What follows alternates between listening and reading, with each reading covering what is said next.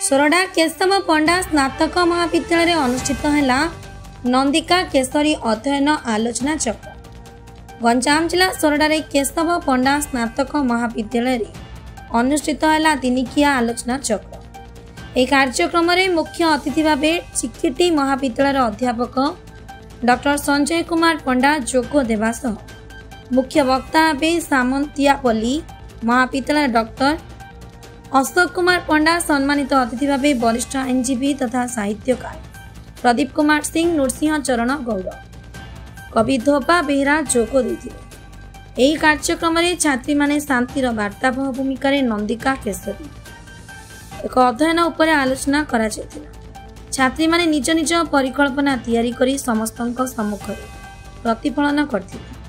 जाहाकु नै उक्त विषय को नै अन्य माने प्रश्न करबा सह गोटे आलोचना चक्र अनुष्ठित होता। यह कार्यक्रम मुख्य अतिथि मानक सह कॉलेज अध्यक्ष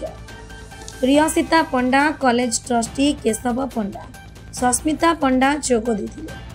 यह कार्यक्रम को कॉलेज सुप्रभा सेठी परिचालना करते। गंजाम जिला सोरडारू सत्यकांत पात्र रिपोर्ट, ओडिशा टुडे।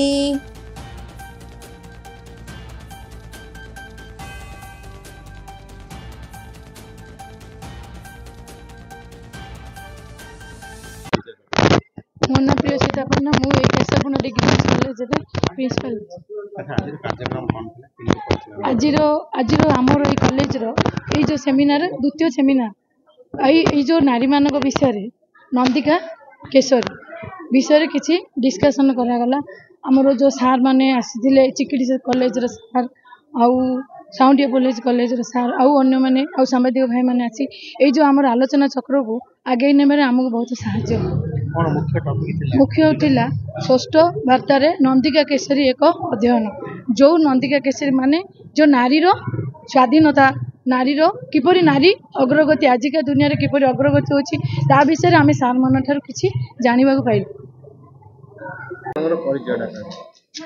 मु अध्यापक डॉक्टर संजय कुमार पंडा, चिकिटी महाविद्यालय चिकिटी ओडिया विभाग। केशव पंडा विद्यालय आलोचना साहित्य तार महत्व कौन यथार्थ कौन अच्छी पिला ग्रहण। मोर विश्वास पाठचक्र द्वारा ही छात्र छात्री तथा विद्यार्थी बौद्धिक विकास हुए। कारण जो प्रकार गोटे आलोचना हुए से प्रकार आलोचना रे छात्र छात्री मन भीतर संदेह दूरीभूत हुए एवं जेतले जड़े उपस्थापिका बा प्राबंधिक पाठक विभिन्न प्रकार प्रश्न से भितर आसे एवं सामूहिक भाव में प्रश्न आसे एवं तार प्रश्नर समाधान जो आलोचक माने आसता से माने तार समाधान करथांती एवं विद्यार्थी निश्चित रूप से उपकृत हम या संदेह ना। तेणु मोर माने अनुरोध रोचे समस्त को सब अनुष्ठान मानक प्रति सप्ताह गोटे गोटे पाठचक्र अनुष्ठित करने कथा। पीरियड भितर जो सोमवार टू शनिवार आमर क्लास अच्छी अंततः शनिवार दिन गोटे 45 मिनिट गोटे पिलाटी किसी संपर्क लिख कौन विषय संपर्क लिख आलोचना करने कथा। यह भल गोटे परिवेश टे पाठकर छात्र छात्री भितर आसो। आलोचना चक्र कौन थिला समाज आज आलोचना चक्र थिला 1877 रु 1985 ए भितर जो नंदिकार विकास राधानाथ राय जो नंदिका देते जो चरित्रटी को पाठक समाज को छाड़ी मनोरंजन दास तार परिवर्तन जानते। ए भितर जो परिवर्तन आसी नारीर परिवर्तन एवं एठी सेठी जो गोटे प्रेमिका भाव थे एठी से गोटे शांतिर दूत भाव पहुंची एवं वर्तमान जो युद्ध परिवेश टी चली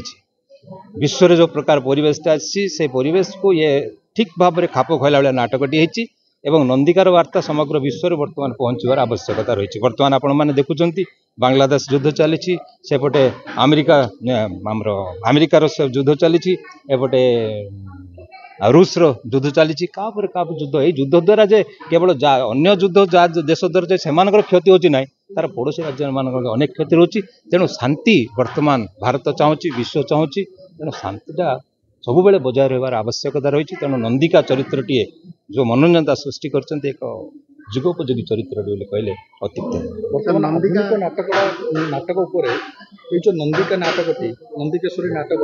प्रभावटा कौन रहा आवश्यक रही समाज। पूर्वर कहूँ शांति